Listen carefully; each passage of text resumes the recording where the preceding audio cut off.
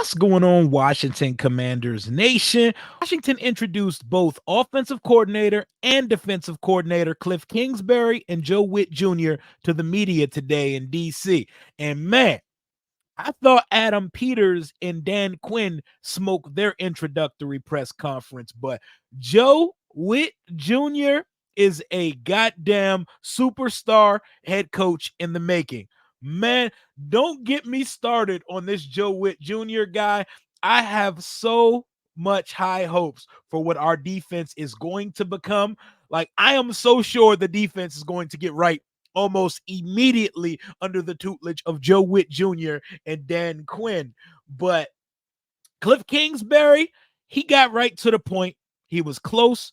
He was detailed. He was concise. And his presser was about 10 minutes shorter than Joe Whitt Jr.'s. He was just trying to get in, get out, and get to evaluating the roster, getting into the self-scout, and getting into the conversation of analyzing quarterbacks. He gave us a bit here and there, but it was a typical Cliff Kingsbury media availability. But let's start with Joe Whitt Jr. because he easily won the day. Not that anything is going to be won or demonstrably taken away from a press conference, but this guy lives, breathes, and speaks football. He has like an intensity to him. Like, everything felt tense. It felt intentional. And it felt like I'm supposed to be here. I didn't get here by accident. Right off the break, he set that tone and had the media kind of push back a little bit because they asked him like about his qualifications to do this. And he said, I'm ready. I've been ready. And we don't question when these younger guys get these jobs with these nothing ass resumes. So I know I'm qualified for this job. He pretty much put his hands on the table, stuck his chest out, answered it, and said, next question. Loved it off rip. He got right to it. He said, for me, I don't have hobbies. My hobby is my family, my faith, and my football. I'm a simple guy. He breathed it. He was like, we're going to be violent here. We're going to be violent. And he said something. I'm trying to think of the exact quote he said and the way he said it. Oh, he said, the way that we live is not for everybody. We're going to run and we're going to put our bodies on people in a violent manner. I want to run through a goddamn wall for Joe Whitt Jr., bro. His whole demeanor with the transition glasses, with the shades on. He had black Air Force One energy from the second he sat down at that podium, and it continued for about 24 minutes. When they asked him about specific things and intricacies of his system, he said, look, man, we're not going to tell y'all what we working on here. We got things cooking up here. He said, when I got to Dallas, they thought we were going to run the Atlanta cover 3. They thought we were going to run the Seattle cover 3. Is that what we ran in Dallas? Absolutely not. I'm not going to sit here and tell y'all what we're going to do. He said, we evolve. We change no matter where we go. And the one common thing between Kingsbury and Joe Whitt's press conference is that Dan Quinn is one amazing human being. Like, that is one of the most awesome human beings in the history of pro football. And Joe Whitt Jr. told a story about his relationship with Dan Quinn and his kids. And he said something along the lines of one of his sons was struggling to adapt to a scheme in football. And Dan Quinn literally wrote handwritten notes to his kids. He said he was struggling with a blitzing scheme, and he takes time out of his day to put a video of Micah Parsons rushing on the tackle from practice to help his son rush on the tackle to do the same thing. That's the type of guy he is. I'm all with him 100%. And they love him. They both love him. Kingsbury spoke about his time coaching against Dan Quinn in college. They built a rapport. They kept it over the years. And Whitt talked about how he wants to do whatever he can to help the players learn. He said, the standard is the standard. One-liners for days, but each one-liner was filled with context. He wasn't just hitting you with back-to-back cliches and platitudes like guys we've had here before. The standard is the standard. And you will never have to question what that standard is. If they don't want to play that way, that's fine. They'll be playing elsewhere. He said he wants to be a teacher and help his players succeed. If the players are struggling with the concepts, that's our fault. Words of Joe Whitt Jr. I love that, man. He said, I get all my yelling done at practice. I don't have time to be sitting here and yelling at guys on game day. Game day is when it's time to execute. He was like, I don't get anything out of jumping up and down and screaming on dudes on game day. He talks about his influence working for his father and just everything that Joe Whitt Jr. was saying in this press conference made me hype. And there's a clear vision for what is happening here. There's a clear vision for what we're doing on this defensive side. And he said that Dan Quinn is so hyper focused on evolving. He said, we led the league in turnovers in back-to-back years. And then Dan Quinn said, Joe, how can we emphasize getting more turnovers? How can we do it again, but do it better, do it bigger, get more turnovers? That's music to my fucking ears, man.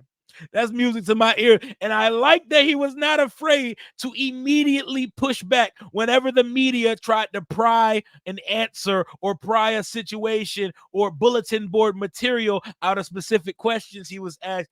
The guy absolutely destroyed the press conference. There was nothing politically correct or robotic about it. It was human. It was passionate. It was intense. And this guy has the recipe to become a long-term face of an NFL franchise. And I see head coaching success in his future. Talking about Kingsbury's presser, they tried to get him to delve into the Magic Johnson meddling with him and the Raiders. They tried to get him to mention Caleb Williams a couple times.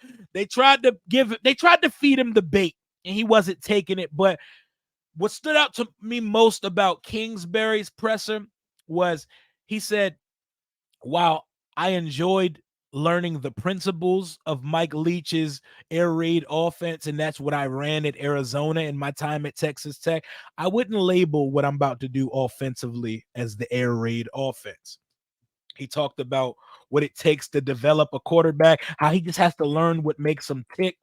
He has to learn what makes him tick. He said we want to be able to run the football and run play action passes. Those are the principles of a Shanahan offense, the Ben Johnson offense, and offenses alike. So obviously you're not just going to run some tricky college air raid by itself and expect that to work in this league. He said, whatever it takes to win. But the air raid, I'm honored to be a part of it, but I have a tremendous amount of respect for him and what that is. I wouldn't typecast or categorize that in any way that's what this offense is going to be. He didn't give you much about player personnel already on the roster or what they're looking for as a quarterback in the upcoming offensive draft, but he talked about his roadmap for developing a young quarterback. As I'm looking at Zach Selby's article here on the Washington Commanders website, he said, I just try to figure out what makes them tick. Everybody's different. Everybody learns differently. Everybody processes differently, likes different plays, sees the game differently. I really just try to get to the bottom of who they are as a person, and we go from there and we build upon it. But Cliff didn't give you too much. He was very close to the vest. He let you know straight up, I don't know what I don't know. I'm not going to sit here and act like I have all the answers. And this is going to be quite a collaborative effort here. But given that he's only the OC now and not the head coach, he doesn't have to bear and burden the load of responsibility Dan Quinn has to. But he's willing to have that open door policy in the offensive room that if Dan Quinn wants to add say and wants to implement things that he thinks personally could help the offense, it's not something that he would be against. And Joe Whitt also talked about the across the hall policy. He wants to be able to collaborate with the guys on the offensive side. He wants there to be an open line of communication for us to help each other's side benefit each other because they're all here in tandem to bring success back to Washington football. He talked about his relationship with guys like Joe Whitt talked about his relationship to guys like Marcus Washington, Ryan Clark, some of his better friends in this league. He said Marcus Washington texted him immediately and was like, I know you're going to get them boys smacking and flying around like we used to in D.C. He said Sean Taylor was his favorite player. That's one of Washington Commanders fans' favorite taglines from anybody. So you can already hang him in the Louvre after that comment alone. But Joe Whitt is not here to play any games. He's not here for shits, giggles, or just to say, look at me getting a shot at defensive coordinator. He feels he's been qualified to be a defensive coordinator, and he definitely is someone that is interested in becoming a head coach. That type of bravado, that type of confidence, that type of being assured of your abilities, he knows he's in line to be a head coach in this league, and he could not wait to take on this opportunity here with Dan Quinn in DC. But watching these two guys' press conferences today kills, man. And watching the staff Washington is putting together, we brought over a female coach of staff from Atlanta that the league speaks highly of. We brought a guy over from Alabama. Kingsbury was asked about bringing over David Blau. He had him for some time in Arizona. He said we only had him for a couple weeks in Arizona, and he knew the offensive system as well as Cliff did. So bringing a guy who was just now playing in the league as of last year into the assistant quarterback role under Tavita Pritchard and Cliff Kingsbury's offense, David Blau brings a skill set and a knowledge to the quarterback room, being that he was just playing in the league as of last year. He has experience playing in Cliff Kingsbury's offense. It's going to be quite a collaborative effort here, man. And Kingsbury wants to evolve, man. He said, if there's a better way to do it, we're going to do it. I'm big on evolving each and every year, doing breakdowns of the top college offenses and NFL offenses. What are they doing? How can we make that fit? I think that's what it's all about. And I see such cohesion. I see such, what are Adam Peters' word? Aligned division. And we have different contrasting energies. Cliff Kingsbury is a laid back. He's the poster boy child for the word unbothered. Look up unbothered in the dictionary. It'll be a picture of Cliff Kingsbury. As soon as he felt like checking out of that press conference, he got the fuck up out of there in a heartbeat, got in, got out, answered everybody's question. Y'all have a good day now. Deep voice, chill. I don't know if Cliff Kingsbury's ever had his blood pressure raised, his adrenaline rush, or raised his voice in his entire life. Meanwhile, Joe Whitt Jr. has such a veracity and an intensity to the way his approach is. And you can see why they were able to immediately adapt and evolve that sorry-ass Dallas defense to one of the biggest forces in the leader and takeaways in the entire league for 3 years plus. Joe Whitt Jr. name dropped Quan Martin and Emmanuel Forbes specifically as guys to watch out for in his system, but he gave you nothing. This is the new era of Washington football, from ownership down to Adam Peters in the front office, down to the coaching staff, close to the vest. There's not going to be any of those Ron Rivera media press conference gaffes where they're going to have to walk back or detract statements.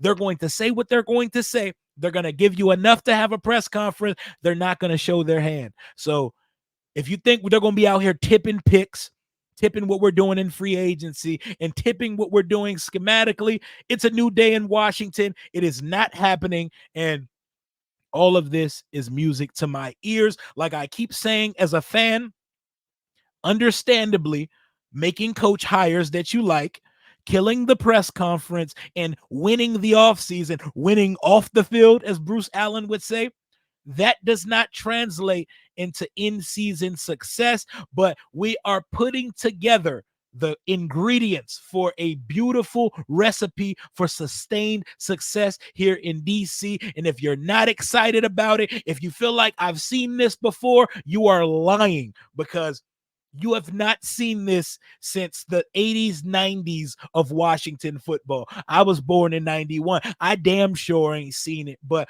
we got a bunch of guys in the building who are more than qualified, who are very experienced. We have 17 goddamn Super Bowl rings combined from the guys we've hired this offseason. 17. That's my lucky number for my mother, by the way, RIP. But 17 Super Bowls combined. And we didn't just go cherry pick guys that Quinn worked at his last stop. It wasn't just that. We plucked from all over. We plucked from college. We plucked from NFL. We plucked from guys they've worked with. We plucked from guys they haven't worked with. We plucked from division rivals. We did a little bit of everything on our grocery list for how we're serving up this coaching staff. And to be determined on how the results will shake out here for Washington. But what an amazing start to the offense. What an amazing start to the offseason for Dan Quinn, Adam Peters, and our Washington Commanders. Shout out to Joe Whitt Jr. and shout out to Cliff Kingsbury. It's time to go. It's time to go to work. You could tell Cliff Kingsbury was ready to get up out of there and get in the film room immediately. Get down to business. But let me know what you thought of those press conferences today. I could go on and on about them for days, but I just wanted to give you, after watching both of them twice, what are my raw and immediate feelings about how these pressers shook out today. I thought Cliff Kingsbury was Cliff Kingsbury, and I thought Joe Whitt Jr. was an absolute star and a potential head coach in the making for this league. And don't worry, if down the line both of these guys get poached from Washington, it means shit is going well in DC if guys want to pull from our coaching staff to make those guys head coaches there. That's all I got for right now. Hail to the Washington Commanders. If you haven't checked out my draft video from earlier, me and Adam Aniva covered the offensive linemen and linebackers class and targets and scheme fits for Washington's offensive and defensive side of the ball as we're starting a draft series that we're going to break down every position group 2 at a time, 1 offense, 1 defense, every other week going into the NFL draft season. That's all I got for right now. Thank you for subbing up the channel. Like, comment, and subscribe. Until next time, Commander Rio out.